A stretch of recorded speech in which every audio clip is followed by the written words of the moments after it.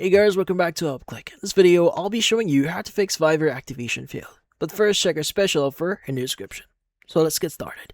So if you're having problems with Fiverr and activation failed, well, the first thing that you may want to do here is you want to make sure that the app is fully updated. Now, if the app is not updated, well, certain features may not work properly, and that includes activation. So in this case, you want to go open up Google Play Store, look for Fiverr, and if you do see an update button next to it, or in the Fiverr page or the app page here, you do see an update button, go ahead and just click on it, wait for a while, and just basically restart Fiverr and see if that actually helps.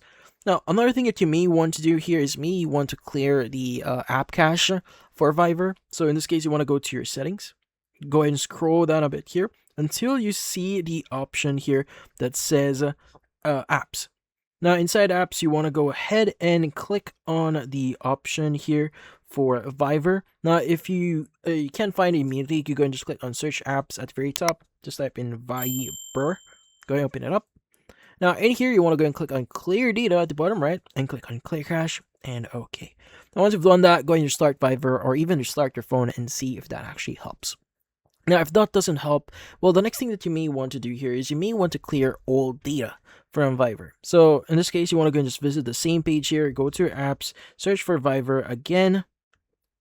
And once you do see that, go and click on clear data again and just choose clear all data. Now, just to give you some idea, just make sure to back up any files that you have inside this one, or any information that you have on it. Just make sure to back it up. So every time you are going to delete all data for this one, this will log you out from your account. So again, make sure everything is backed up. So you can go and click on OK, and that should basically fix the issue. Now, also alternatively, you could go and open up Google Play Store again, click on uninstall and reinstall the app again and see if that actually helps.